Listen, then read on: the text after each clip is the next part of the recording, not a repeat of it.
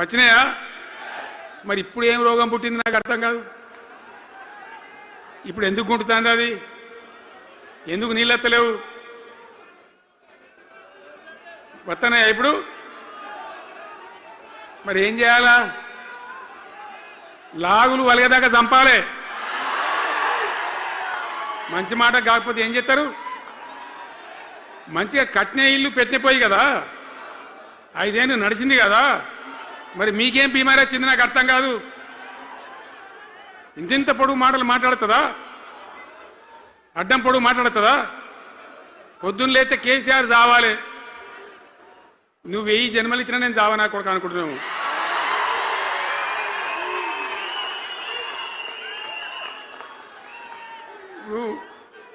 ఉట్టి మీద దాచిపెట్టింది. మన ఇళ్ళలో దాతారు కదా, ఏది ఉట్టి ఉట్టి అని ఉంటుంది. ఇప్పుడు మీకు తెలుసో లేదో కానీ ఇప్పుడు ఈ మధ్యలో ఫ్రిడ్జ్లు మోపోయిన మునుపు ఉట్టి అనేది ఉంటుండే. ఎండిపోయిన చేపలోకి నీ రొయ్యలో అవి ఉంటే వరుగులు ఉంటే దానిలో పెడుదురు. పిల్లికి అందదా ఉట్టి, కింద కూసుకొని శాపం పెడతా ఉంటుంది, తెగాలే పడాలి తెగాలే పడాలి. పిల్లి శాపానికి ఉట్టి తెగుతుందా? మరి విధవలు కేసీఆర్ చావాలంటే కేసీఆర్ చస్తాడా? మీ దీవెన మీ ఆశీర్వచనం ఉంటే జీవన్ రెడ్డి గారు అన్నాడు నాకు 75 ఏళ్ళు వచ్చినాయి. జీవన నేను చెప్తున్నా, నాకు కూడా 72 వచ్చినాయి. నీ వెనకనే నేను కూడా లైన్లోనే ఉన్నా. నేను ఒక్కటే మాట చెప్తున్నా, ఇక మా దేశభక్తి శ్రీనివాసేమో నాకు ఇంత పెద్ద కట్ట రాసి ఇచ్చిండు, నువ్వు మాట్లాడాలి ఇవన్నీ. అవన్నీ కాదు, ఇక్కడ దరిద్రం పోయేదాకా,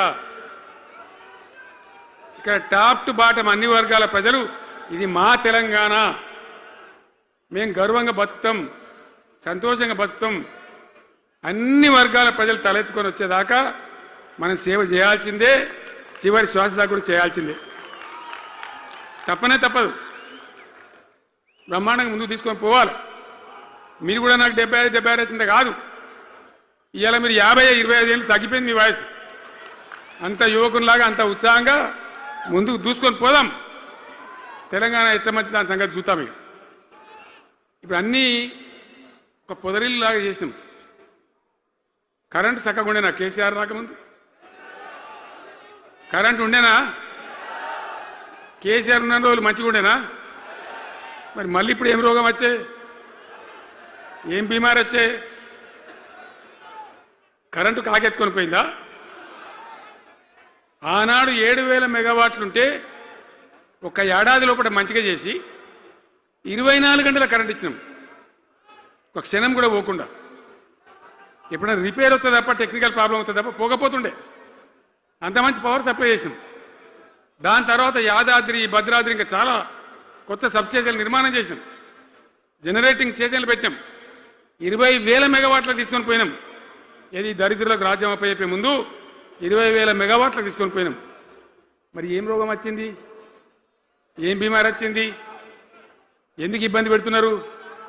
అనేక చోట్ల రైతుల పొలాలు ఎండుతున్నాయి, పేపర్లలో ఫోటోలు వస్తున్నాయి, టీవీలలో వస్తున్నాయి, జనం ఏడుస్తున్నారు. ఎందుకు ఈ బాధ కలుగుతూ ఉంది? ఇది ఆషామాషి వ్యవహారం కాదు, ఇది జీవన మరణ సమస్య, మన బతుకు తెరువు సమస్య. ఓట్లు వేసేటప్పుడు నేను సిల్కలకు చెప్పినట్టు చెప్పిన, ఉల్టా పల్టా ఎటుపడితే వేయకుండా దెబ్బతింటారని చెప్పిన. నా మాట ఇన్నోడు ఇన్నలే. ఇప్పుడు ఏమైంది? ఏం జరుగుతుంది? ఆ రోజు నేను చెప్పిన, వీళ్ళు కనుక గెలిస్తే ఈ దుర్మార్గులు, వీళ్ళ గుండె లోపల తడి లేదు, వీళ్ళు రైతు బంధుకు రామ్ రామ్, దళిత బంధుకు జై భీమ్. అయిందా? అట్లే పక్క ముచ్చట అనేది. ఇక ఇవాళ ఇప్పుడు జీవన్ రెడ్డి గారు చెప్పిండు, కాంగ్రెస్ వాళ్ళు సభ పెట్టినాడు, కాటారంలో బుడరంలో పెట్టినాడు, ఆడ పైసలు ఎత్తారట. ఇది ఒక్క తేపకేసే రైతు బంధు నెలకొక ఇస్తా, ఎకరానికా అంటే 2 నెలలకు ఒక ఎకరానికి అంతేనా? 6,000 వేసినాం, మా అంతా సిపాయిలని బొచ్చగొట్టుకుంటారు. ఆనాడు ఎట్లా పడేది రైతు బంధు? 10 రోజుల గ్యాప్లో మొత్తం రైతులకు వచ్చేసింది. టంగ్ టంగ్ మన సెల్ ఫోన్ మోగుతుండే మంచిగా టింగు టింగున పోయి బ్యాంకుకి వెళ్ళి తెచ్చుకుంటుండే. ఎక్కడ పోయి మరి ఏం మాట్లాడిండ్రు? ఉరుకుని బ్యాంకులో పోయి 2 లక్షలు 3 లక్షలు లోన్ తెచ్చుకోండి. తెల్లారే ఆనాడే సంతకం పెడతాం, లోన్లన్నీ మాఫీ అయినాయా? ఇట్లా అడ్డగోలు నోటికొచ్చిన మాటలు చెప్పి ఇష్టం వచ్చిన కథలు చెప్పి అర్రాసు పాడబడినట్ట. కేసీఆర్ 10,000 ఇస్తాడా, మేము 15 ఇస్తాం. పింఛన్లు 2,000 ఇస్తాడా, మేము 4,000 ఇస్తాం. వికలాంగులకు 4,000 ఇస్తాడా, మేము 6,000 ఇస్తాం. కడుపు నిండా విషమే. విషమున్నోడు ఇవాళ కడుపులో కత్తులు పెట్టుకొని కౌగిలించుకుంటారు. చూస్తున్నాం. ఆయన ప్రభుత్వం వస్తాడంటే ఈయనకు పెద్ద పదవి ఇస్తాడంట. నీకున్న ప్రతిపక్ష హోదా ఊడగొట్టకపోతే నా పేరు మార్చుకుంటా బిడ్డ కేసీఆర్. 2023లో నిన్ను ఓడగొట్టిన, 2024లో నీకు గుండు సున్నా ఇచ్చిన, సర్పంచ్ ఎలక్షన్లో పాతరేసిన, మున్సిపల్ ఎన్నికల్లో ఉప్పు పాతరేసిన, జూబ్లీ హిల్స్ కంటోన్మెంట్లో నీకు గోరి కట్టిన, వచ్చేసారి ఆ గోరి మీద మా కాంగ్రెస్ పార్టీ కార్యకర్తలు జెండా ఎగరేస్తారు. ఇదే నా సవాల్ కాంగ్రెస్ పార్టీ కార్యకర్తల తరఫున. చూసుకుందాం కేసీఆర్, నువ్వు నేను వచ్చే ఎన్నికల్లో నువ్వా నేనా, ప్రజా పాలన పాపాల భైరవుడా, మా కాంగ్రెస్ పార్టీ కార్యకర్తల లక్షలాది మంది 10 ఏళ్ళు కేసులు కట్టుకొని జైలుకు పోయి ప్రాణాలు వదిలి ఊపిరి బిగబట్టి జెండా మోసి అధికారంలోకి వస్తే పాపాల భైరవుడు రావాలి, ప్రజా పాలన పోవాలి అని మాట్లాడడానికి నీకు సిగ్గెట్లొచ్చిందని నేను అడుగుతున్నా మనిషిని. అందుకే మిత్రులారా, ఈ ఆలోచన నుంచి నా మాటగా తీసుకోండి. ఎన్నికలు ఎన్నడొచ్చినా ఎప్పుడొచ్చినా ఒక్క మాట రాసి పెట్టుకోండి. చరిత్రలో కేసీఆర్ గారు జగిత్యాలలో నిన్ను పాతరేసి 100 మీటర్ల లోతు గోతి తీసి పాతి పెట్టే కార్యక్రమం మా కాంగ్రెస్ పార్టీ జగిత్యాల కార్యకర్తలు తీసుకుంటారు. ఈ తెలంగాణ రాష్ట్రంలో ఈ ప్రాంతంలో ఒక చరిత్ర ఉన్నది. 94 నుంచి 2004 వరకు 2 సార్లు తెలుగుదేశం అధికారంలో ఉన్నది. 2004 నుంచి 2014 వరకు 2 సార్లు వైఎస్ఆర్ నాయకత్వంలో అధికారంలో ఉన్నది. 2014 నుంచి 2024 వరకు 2 సార్లు కేసీఆర్ నాయకత్వంలో ప్రభుత్వం ఉన్నది.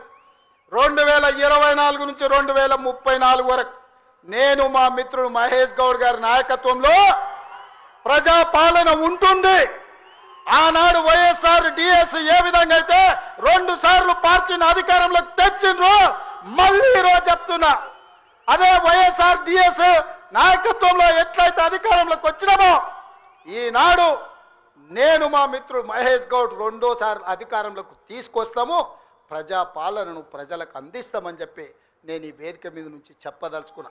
చరిత్ర పునరావృతం చేసే బాధ్యత మాది, చరిత్ర నిర్మించే బాధ్యత నాది, చరిత్రలో సువర్ణ అక్షరాలతోని లిఖించే విధంగా ప్రజా పాలన అందించే బాధ్యత మాది.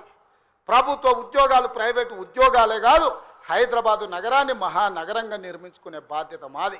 కూలిపోయిన కూలేశ్వరాన్ని చక్కగా చేసుకొని మళ్ళీ నీళ్ళు అందించుకునే బాధ్యత మనది.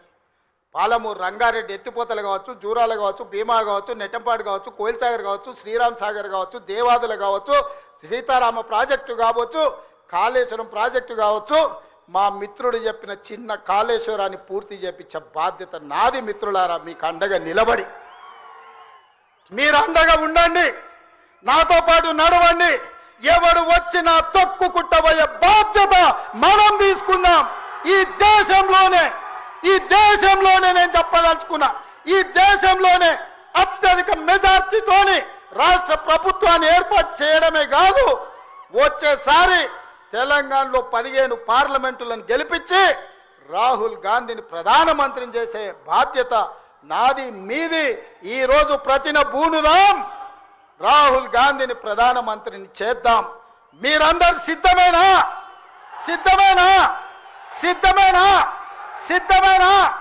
అక్కడున్న వేలాది మంది సోదరులు సిద్ధమేనా? సిద్ధం అన్నోళ్ళందరూ చేయి పైకెత్తి పిడికిలి బిగించండి.